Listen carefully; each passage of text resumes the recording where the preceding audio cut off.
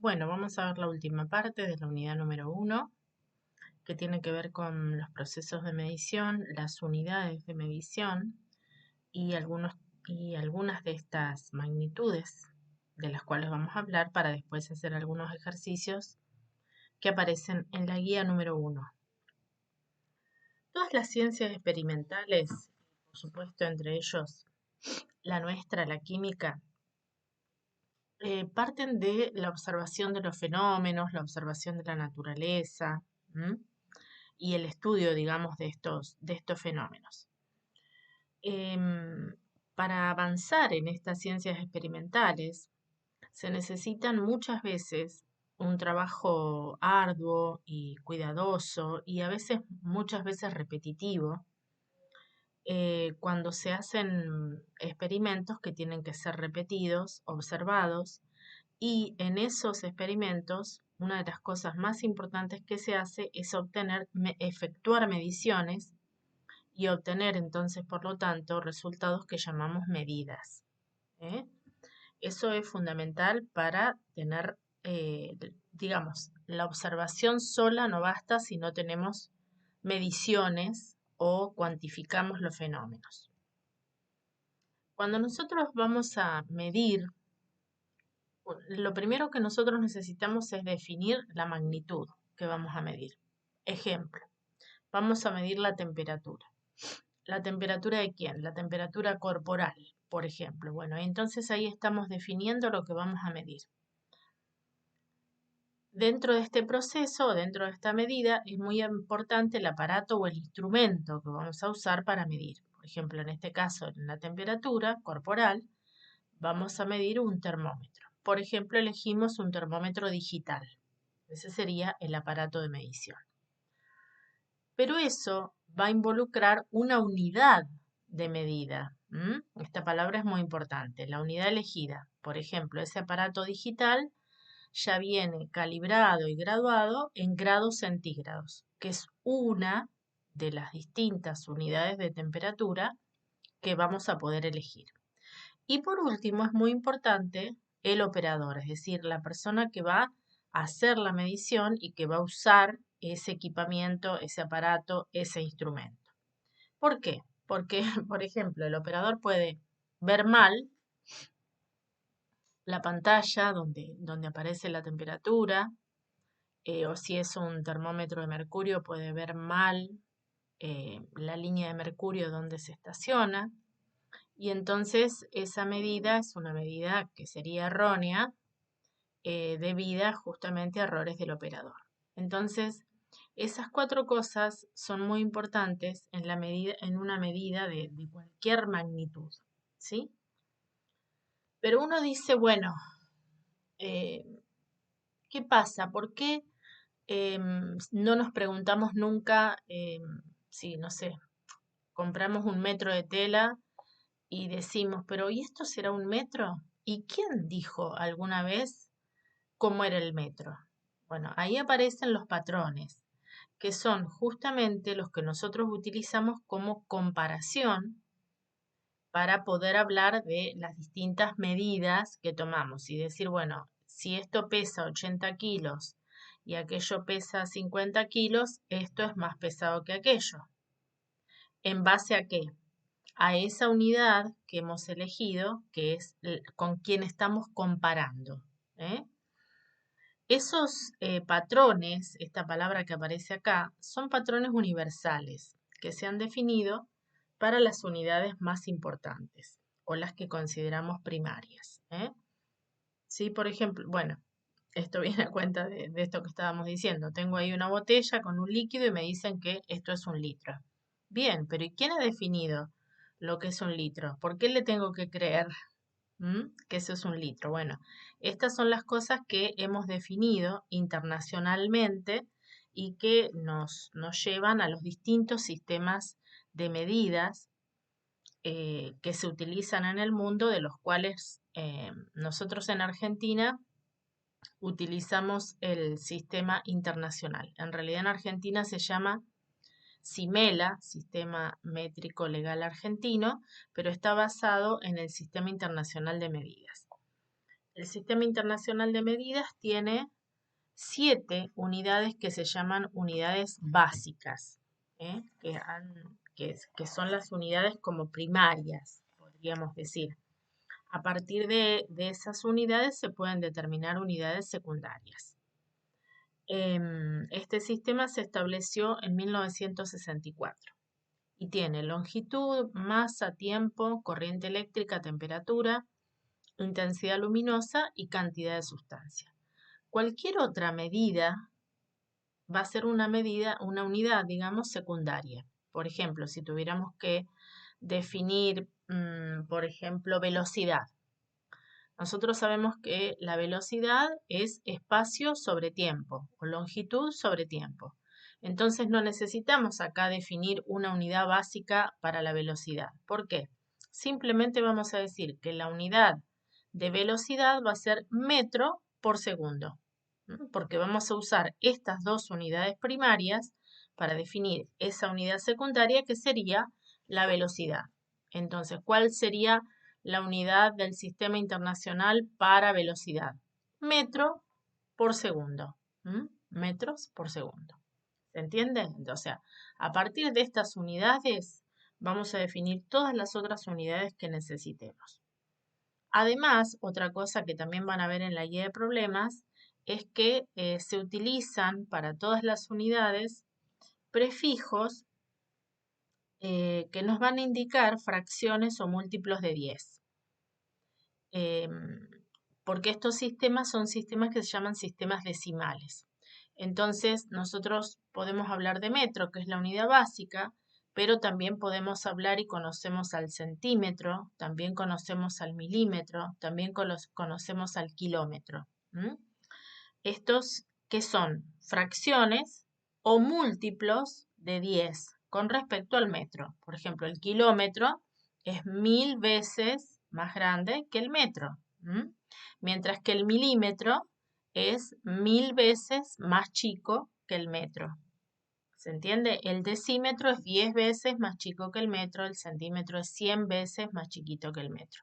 Bueno, esos vamos a utilizar letritas, que eso está todo en la guía de problemas, que simplemente nos indican eso, si son fracciones o múltiplos de 10 respecto a esta unidad. Esos prefijos se usan con todas las unidades indistintamente. Entonces podemos hablar también de milisegundos, tranquilamente, o podemos hablar de miligramos. Bien. Entonces, esto respecto a el sistema internacional. Hay otros sistemas que se utilizan, uno muy utilizado es el sistema inglés, que tiene otras unidades y que, bueno, por eso es que tenemos que conocerlo también porque a veces hay que transformar unas unidades en otras. En general se está tratando de utilizar a nivel mundial el sistema internacional, pero de cualquier manera en muchas unidades se sigue utilizando el sistema inglés y hay países como Estados Unidos e Inglaterra donde directamente se usa prácticamente en todo el sistema inglés. ¿Sí? Bien. Nosotros lo que vamos a definir ahora son algunas magnitudes que son las más utilizadas o con las que más vamos a trabajar en las guías de problemas. Por ejemplo, masa y peso. ¿Por qué hablamos de masa y de peso? Nosotros decimos, bueno, voy a la farmacia, me peso, digo, y me preguntan, ¿cuánto pesás? Y digo, tantos kilos. Bueno, pero ¿y cuál es tu masa? ¿Cuál sería tu masa? Nadie nos pregunta eso. ¿Cuál es tu masa? Nos preguntan, ¿cuál es tu peso? Bueno, la masa y el peso no son dos cosas, dos magnitudes iguales. La masa, fíjense, es la cantidad de materia que contiene un cuerpo. Esa es la definición de masa. ¿De qué va a depender entonces? De la cantidad de átomos y moléculas que tenga, de distintas sustancias que contenga y de la cantidad entonces de esos átomos o moléculas que tengamos, por ejemplo, si somos nosotros, en el cuerpo. Eso es lo que va a definir nuestra masa. Pero el peso es otra cosa. El peso es una medida de la atracción gravitacional de la Tierra sobre ese cuerpo. Y este peso varía según la distancia que nosotros tengamos al centro de la Tierra. ¿Por qué? Porque justamente lo que varía es esa atracción de la fuerza o la atracción gravitacional varía según la altura a la que nos encontremos. No es lo mismo a lo que llamamos el nivel del mar que la altura que tendría, digamos, en una montaña muy alta. Entonces, a medida que nosotros nos elevamos en la Tierra respecto al nivel del mar, la gravedad va disminuyendo. Entonces, el peso de un cuerpo disminuye también. ¿Esto qué quiere decir? Que una persona, por ejemplo, una persona, volviendo al mismo ejemplo, no pesa lo mismo al nivel del mar que, por ejemplo, en el altiplano a 4.000 metros de altura o en la cima de una montaña. Pesa menos, de la misma manera que pesamos muchísimo menos si estuviéramos en la luna, porque la gravedad en la luna es muchísimo menor que en la Tierra.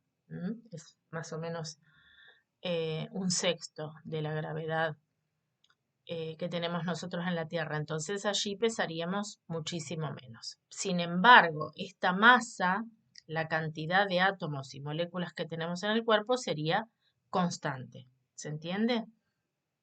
Nosotros, ¿qué es lo que usamos? Los instrumentos de medición que nosotros usamos son instrumentos que nos permiten comparar masas y entonces como todo está, tratamos de estar siempre en el mismo lugar haciendo las mediciones para que sea comparativo, entonces hablamos de que digamos, este cuerpo pesa tanto, este otro cuerpo pesa tanto, lo medimos todo en el mismo instrumento que lo que hace es comparar masas.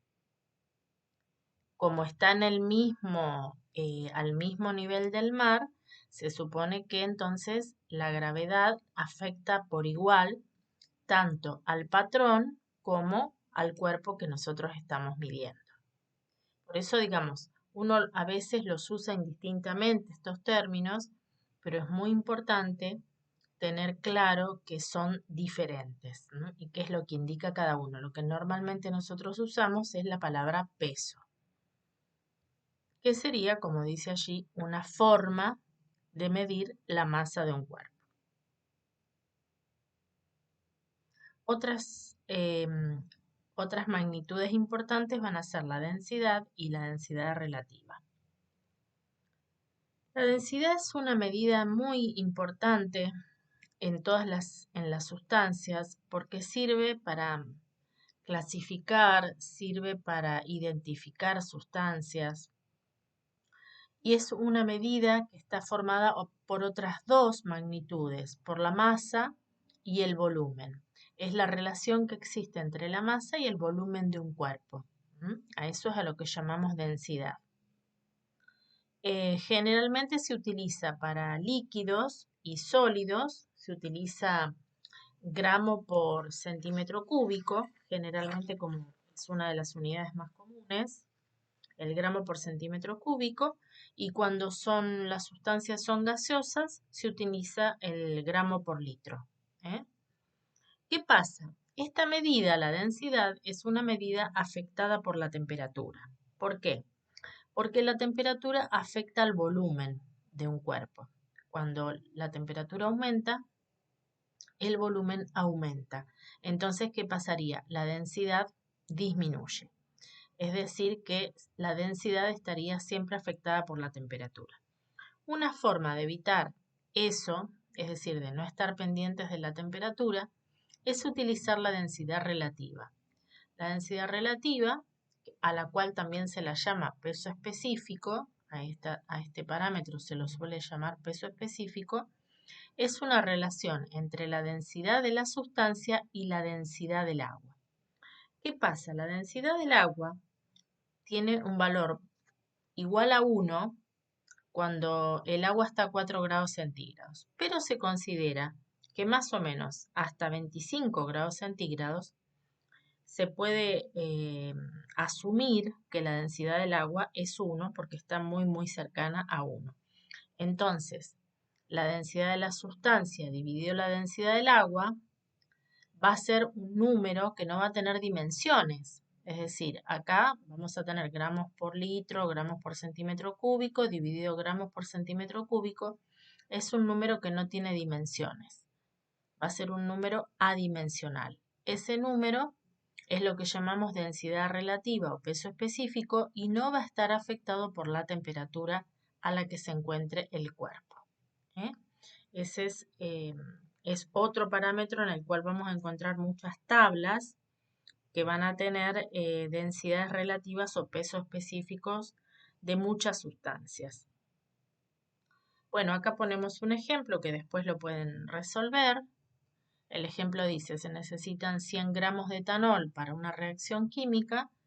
¿Qué volumen se debe medir sabiendo que su densidad es esta? Entonces, ¿qué es lo que vamos a utilizar? Esta fórmula. Conozco la densidad, conozco la masa, porque me dicen que se necesitan 100 gramos. ¿Qué voy a hacer? Voy a despejar volumen de esta fórmula. ¿Cómo lo vamos a despejar? Volumen pasa al numerador y densidad pasa al denominador. Y como masa y densidad los conozco, simplemente resuelvo. Bueno, eso ya lo vamos a ver en la práctica, en las guías de problemas. Otras unidades que también vamos a usar que son importantes son, por ejemplo, la longitud, cuya unidad en el sistema internacional es el metro, que se usa esta m chiquita, y que está definido internacionalmente como la distancia que viaja la luz en el vacío en estos segundos. 1 sobre todo este número que se imaginan que es un valor muy, muy, muy chiquitito. ¿Qué pasa? Acá aprovecho para decir que, bueno, todas estas definiciones han ido variando con el tiempo,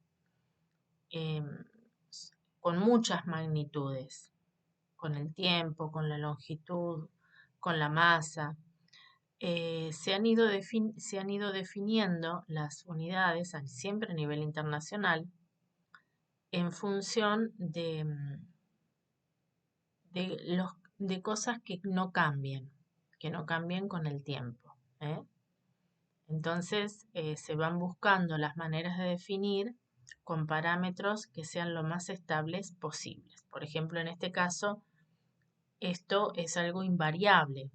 La distancia que viaja la luz en el vacío en esta fracción de segundos, bueno, es algo invariable. Entonces así se define el metro. Existe un metro patrón, que es una barra de platino iridiado, que es el patrón universal del metro y que con esos patrones, ese patrón universal, por ejemplo, se construyen patrones secundarios, que son los que tienen en todos los países, y con eso se calibran, digamos, los distintos equipos que miden, por ejemplo, longitud. Se entiende que todo esto entonces es arbitrario. Para la temperatura, que es otro parámetro que vamos a usar mucho, que se utiliza mucho, que se mide mucho, el sistema internacional dice que la unidad de medida es el Kelvin. En realidad el Kelvin, después vamos a explicar un poquito más cómo surge, pero se dice que la escala Kelvin es la escala de temperaturas absolutas. Tenemos varias escalas que usamos, pero la escala Kelvin es la temperatura absoluta y el grado Kelvin está definido como la fracción 1 sobre 273,16 de la temperatura del punto triple del agua, que es 273,16 Kelvin. Las otras escalas también están construidas en función del punto de fusión y el punto de ebullición del agua. Acá es importante ver la relación entre las escalas porque en general, digamos, usamos sobre todo dos de estas escalas, de las más comunes. Bueno, acá simplemente para que veamos que es muy habitual, por ejemplo en Estados Unidos, utilizar otra escala que no es la nuestra. Acá tenemos a la familia Simpson sufriendo un día de calor y para ellos esos son 104 grados Fahrenheit. Por eso aparece una F acá. ¿Cómo son estas escalas? Bueno, nosotros tenemos acá 3 escalas posibles. La escala Fahrenheit, la escala Celsius y la escala Kelvin. Vamos a empezar con la escala Celsius, que es la que nosotros más utilizamos, el famoso grado centígrado.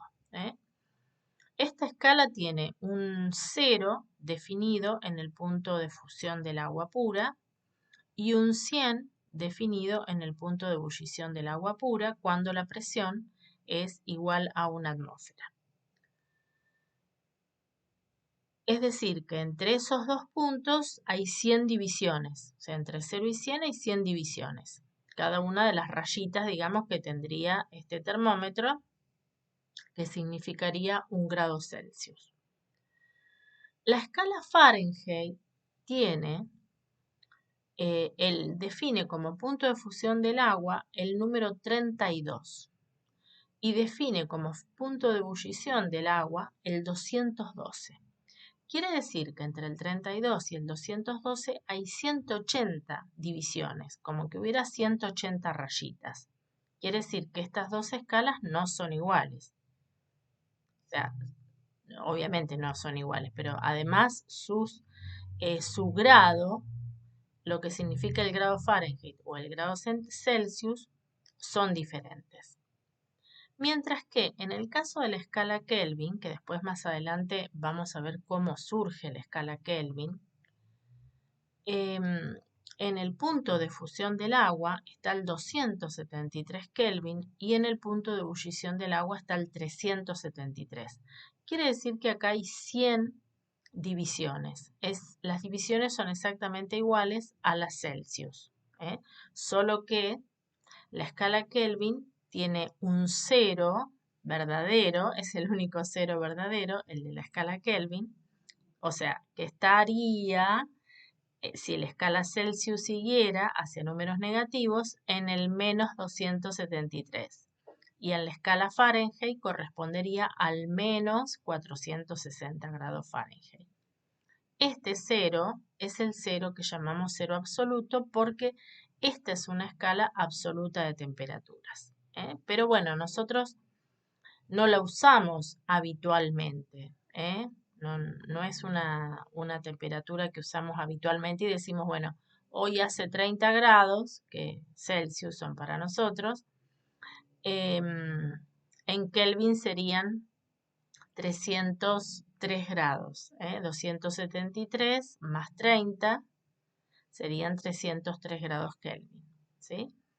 Entonces, sí, a nivel científico se utiliza esta escala que es la escala Kelvin y además el sistema internacional dice que la unidad de temperatura que se debe usar a nivel internacional es el Kelvin. En el caso de las escalas, lo que tenemos que hacer es encontrar las formas de relacionarlas. Entonces, fíjense que mientras acá tenemos el 0, acá tenemos el 273, acá tenemos el 100 y acá tenemos el 373. Entonces la relación Kelvin-Celsius o Kelvin-centígrado es muy sencilla. El Kelvin es igual al grado centígrado más 273. Y si queremos despejar grado centígrado, simplemente lo que tenemos que hacer es pasar este 273 restando al otro miembro.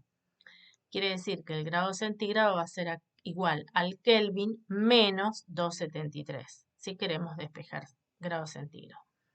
Y después, la otra relación que tenemos que encontrar es entre el Fahrenheit y el Celsius, que dijimos que mientras que acá hay 100 divisiones, acá hay 180 divisiones. Y además, lo que para Celsius es 0 grado, para Fahrenheit es 32.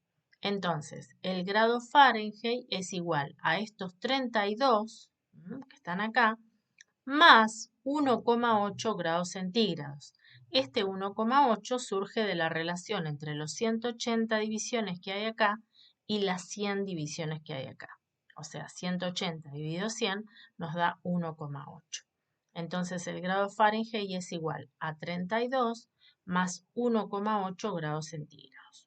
Si nosotros quisiéramos despejar grado centígrado, ¿a qué sería igual? A grado Fahrenheit menos 32 dividido 1,8. Para esta temperatura que está sufriendo la familia Simpson, los grados centígrados ¿a qué serían igual? A 104 grados Fahrenheit menos 32, todo eso dividido 1,8. Y nos da 40 grados centígrados. Es decir, un día realmente de mucho calor. Bueno, para todo esto tienen ejercicios para realizar en la guía 1 de problemas.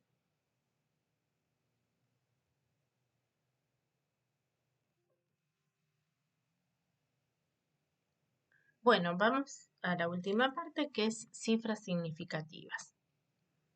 Cuando nosotros hablamos de números, es decir, del número que va a estar relacionado probablemente con una medición o con algún cálculo, tenemos que hablar de dos tipos de números. Números que son exactos y números que son no exactos. ¿Cuáles son los números no exactos? Los que son obtenidos por mediciones. ¿Por qué no son exactos? Bueno, porque ya dijimos que una medición tiene un aparato con el cual se mide, porque una medición tiene unas condiciones en las cuales se mide, porque una medición tiene un operador que utiliza ese aparato. Entonces hay varias variables que podrían tener errores y entonces esos números podrían no ser exactos, los números que provienen de las mediciones. ¿Cuáles son los números exactos? Aquellos que no tienen ningún lugar a dudas. Por ejemplo, no sé, número de personas en una habitación. Bueno, estamos en una clase y tenemos 50 personas dentro del aula. Ese número es un número exacto, es un número que no admite ningún tipo de duda. En cambio, estos números, los números obtenidos por mediciones, sí nos generan dudas, porque depende de cómo hayan sido medidos, cómo hayan sido obtenidas esas mediciones. Entonces, cuando nosotros hablamos de medición, toda medición tiene un cierto grado de incertidumbre. O sea, por eso decimos que como que no estamos seguros, eso significa incertidumbre. ¿A qué llamamos entonces cifras significativas? A los dígitos que la persona que realiza la medición considera correctos. ¿Eso de qué va a depender? Bueno, va a depender no solamente del instrumento que tenga la persona, del instrumento de la calibración de ese instrumento, sino de lo que la persona puede determinar según su experiencia o su pericia para manejar ese instrumento. Entonces, una persona que está acostumbrada a manejar un instrumento determinado seguramente va a poder dar correctamente una medida más que otra persona que no tiene experiencia o que no lo sabe manejar. Ahora, digamos, esto se ve con ejemplos. Por ejemplo, este aparato, que es un aparato que, bueno, ojalá ya veamos en el laboratorio, cuando tengamos presencialidad, es una bureta. Es una bureta que es un material volumétrico, es una bureta de vidrio que nos permite medir volúmenes. En el caso de las buretas, cada división, cada una de estas rayitas que nos permite ver la bureta, corresponde a 0,1 mililitros. O sea, es un instrumental que nos permite ver volúmenes o determinar volúmenes hasta esta primera cifra decimal, ¿sí? Después de la coma. Entonces uno podría medir, no sé, 20,3 mililitros con toda certeza, digamos, porque podría ver ese coma 3 acá en alguna de estas rayitas. Además del 20, veríamos ese 20,3. Otro material volumétrico que usamos mucho en el laboratorio son las probetas. Pero las probetas graduadas, dependiendo siempre del volumen, ¿no? Final que tengan, esta probeta podría tener como máximo en cada rayita 1 mililitro, nada más. Eso es lo que podríamos ver de diferencia entre rayita y rayita. Entonces, este material volumétrico nos permite medir volúmenes con más certidumbre, digamos, que este material volumétrico. Entonces, vamos a suponer que tenemos una medida en cada uno de estos equipos o instrumentos. En la bureta medimos 35,4 mililitros, pero en la probeta lo que nosotros podemos ver es el 35. ¿Por qué? Porque el 35,4 no lo podemos ver, porque en la probeta cada división es de a 1 mililitro. Quiere decir que puedo ver el 34 mililitros, el 35, el 36, pero no puedo ver el 35,4. Entonces, esta probeta me da una medida que tiene dos cifras significativas. Yo como operador, lo que puedo ver en la probeta es el 35. Entonces digo que esta cifra tiene dos cifras significativas. Esta medida tiene dos cifras significativas. Mientras que cuando ese volumen lo mido en la bureta, alcanzo a ver una cifra más porque la bureta me lo permite, porque tiene una división que me permite ver de a 0,1 mililitros. Entonces veo el 35 y veo el 0,4, el 35,4. Entonces, ¿cuántas cifras significativas tiene esta medida? 3 cifras significativas. Esto es muy importante después, digamos, cuando uno trabaja realmente en el laboratorio, dar el número correcto de cifras significativas que tiene una medición. Y sobre todo cuando después se hacen operaciones matemáticas con esas medidas, cuando se multiplica, cuando se divide, cuando se suma. Es muy importante dar siempre el número correcto de cifras significativas como resultado de una medición o de un trabajo. Por eso, digamos, lo vemos y profundizamos un poquito este tema. Hay algunas normas que son importantes tener en cuenta para cuando uno va a decidir el número de cifras significativas que tiene una medición. Los ceros, fíjense, los ceros utilizados para indicar la posición del punto decimal no son significativos. Estos serían los ceros que se utilizan a la izquierda de la coma. Esos ceros no son significativos. Cuando multiplicamos o dividimos, el resultado no puede tener más cifras significativas que el menor de los utilizados. ¿Qué quiere decir esto? Vamos a suponer, vuelvo a poner un ejemplo. Tengo tengo que multiplicar un largo por ancho, por ejemplo, para encontrar una superficie, ¿sí? Bueno, y en el largo tengo 3 cifras significativas y en el ancho tengo 2 cifras significativas. Cuando hago la multiplicación, el resultado no debería tener más de 2 cifras significativas. El resultado no puede tener más cifras significativas que el menor de los utilizados. Todo esto se practica con los ejercicios de la guía. Cuando sumamos o restamos, el último dígito que se retiene es el primer dudoso.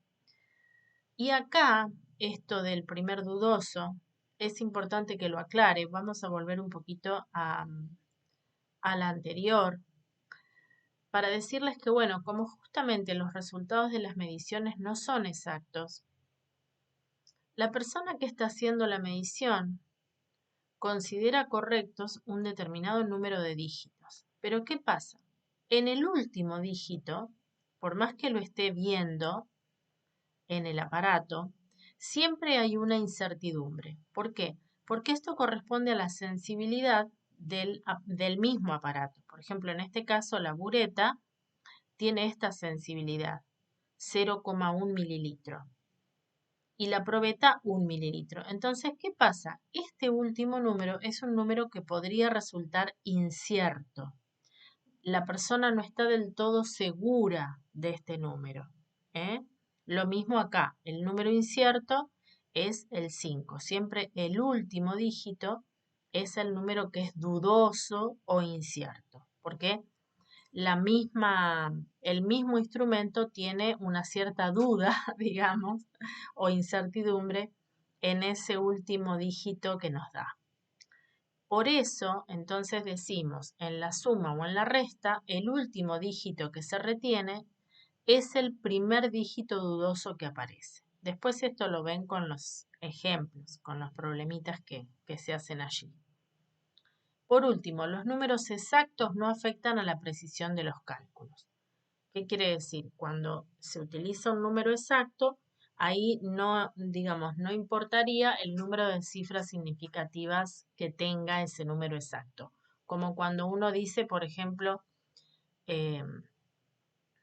un kilómetro tiene 1000 metros. Ese 1000 metros es un número exacto y las cifras significativas que tiene no van a afectar a los resultados de los cálculos, en el caso de que estemos, digamos, haciendo conversiones de unidades. Otra cosa importante es que muchas veces, justamente como vamos a eliminar números, sobre todo cuando hacemos cálculos con la calculadora, que hacemos multiplicaciones, divisiones, elevamos al cuadrado, etcétera, etcétera, la calculadora nos da muchos dígitos. Y nosotros, teniendo en cuenta esto de las cifras significativas, hay un montón de esos dígitos que tenemos que eliminar. Entonces, cuando los vamos a eliminar, tenemos que aplicar las reglas del redondeo. Que tienen que ver, digamos, esto es lo que se tiene en cuenta. Si el número que se va a eliminar es menor de 5, la anterior no cambia. Si es mayor de 5, la anterior se aumenta en 1. Si es igual a 5, tengo que mirar el número anterior para ver si es par, queda igual. Y si es impar, aumenta en 1. Esto lo ven todo con los ejercicios. Y otras dos cosas importantes a definir, que también son muy importantes a tener en cuenta en el laboratorio, cuando se trabaja con las mediciones, cuando justamente se hacen experiencias repetidas. Es decir, cuando uno trabaja en el laboratorio para estar seguro de un resultado que uno va a dar, no puede hacer la medida una sola vez. Tiene que hacer esa medida varias veces, con distintas porciones de muestra, o sea, uno llega a una muestra al laboratorio y uno tiene que analizar, ejemplo, no sé, contenido de sodio. Bueno, ¿qué pasa? Uno tiene que, sobre esa muestra, tomar porciones y hacer la determinación de la cantidad de sodio varias veces para estar seguro del resultado que uno va a dar, ¿sí? Entonces, esto tiene dos aspectos importantes a tener en cuenta. Un aspecto es la exactitud. La exactitud va a indicar la correlación que hay entre el valor medido y el valor correcto. Y uno dice, bueno, pero ¿quién me da el valor correcto de sodio que tiene, por ejemplo, una muestra de galletitas? Bueno, el valor correcto lo puede dar, por ejemplo, un instrumento, digamos, lo puede dar un operador muy entrenado y con un instrumental, digamos, que tenga mucha sensibilidad, me podría dar el valor correcto.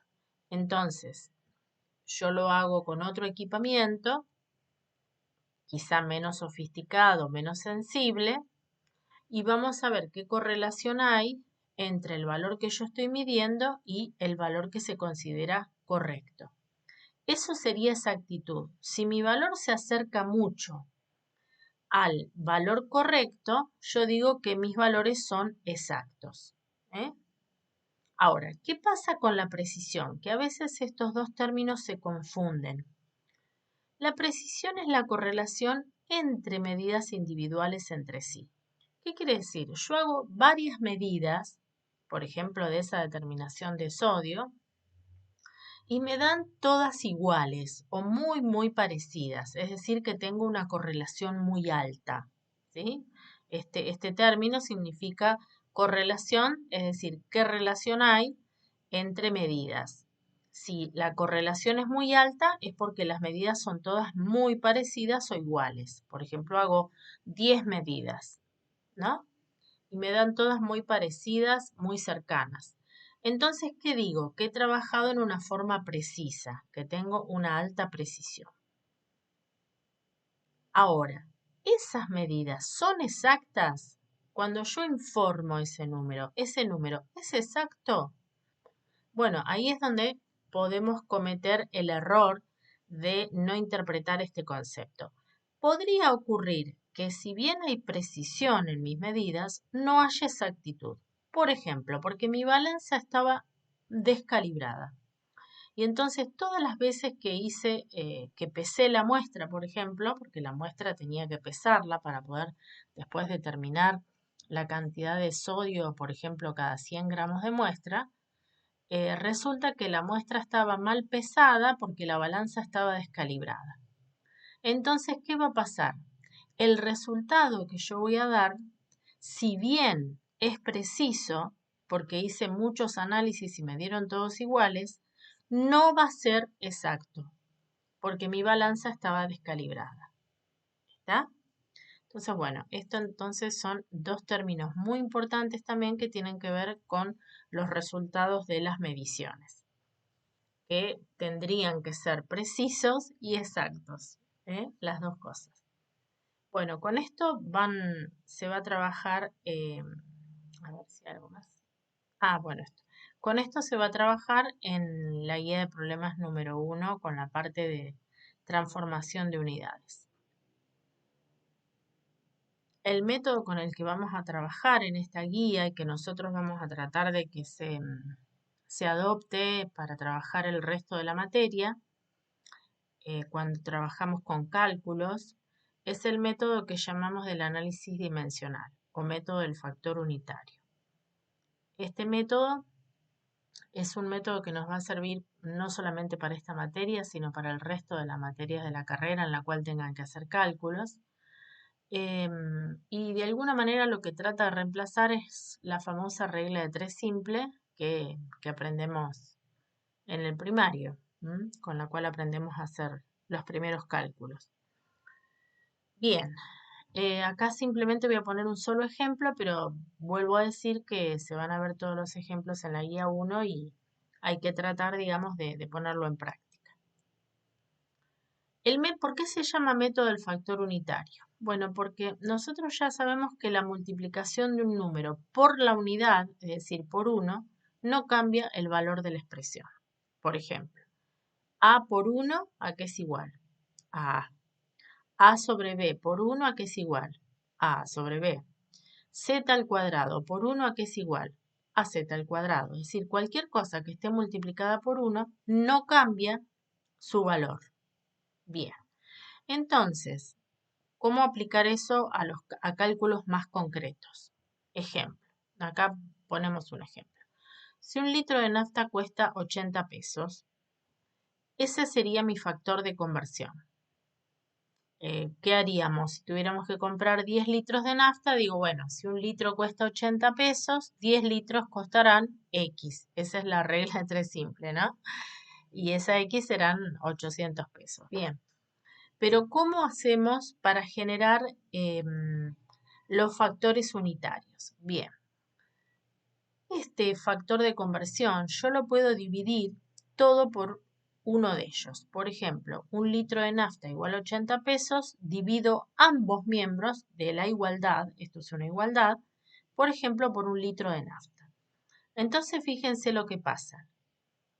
Esto se simplifica y resulta que 80 pesos sobre un litro de nafta me da 1, me da igual a 1. Si en realidad ambos miembros de la igualdad los divido por 80 pesos, me queda 80 sobre 80, un litro de nafta dividido 80, y como 80 se simplifica, me queda un litro de nafta sobre 80 pesos igual a ¿qué? Esto dividido esto, simplificado me da 1. Quiere decir que hemos generado dos factores unitarios. Un factor unitario que dice que 80 pesos sobre un litro de nafta es igual a 1, y un factor unitario que dice que un litro de nafta sobre 80 pesos es igual a 1. Entonces, cualquier cosa que nosotros modifiquemos por estos factores que son iguales a 1, no va a modificar su valor. Entonces, si yo necesito transformar nafta en pesos, voy a utilizar este factor. Por ejemplo, 10 litros de nafta, pasarlos a pesos. Entonces, simplemente este factor lo multiplico por 10 litros de nafta. Litros de nafta se va a ir con litros de nafta y el resultado van a ser los pesos. 10 por 80, 800 pesos. Pero si yo tengo que pasar al revés, en vez de litros de nafta a pesos, pesos a litros de nafta, por decir, bueno, tengo 1000 pesos, ¿cuántos litros de nafta puedo comprar? Voy a utilizar este factor. Esos 1000 pesos que voy a poner acá, los voy a multiplicar por este factor unitario, voy a simplificar los pesos y el resultado me va a dar en litros de nafta que puedo comprar con 1000 pesos. Todo esto lo vamos a ir practicando, lo vamos a empezar a practicar en la guía número 1 de problemas y después lo vamos a ir afianzando en el resto de las guías cada vez que tengamos que hacer cálculos. Vamos a intentar utilizar factores de conversión.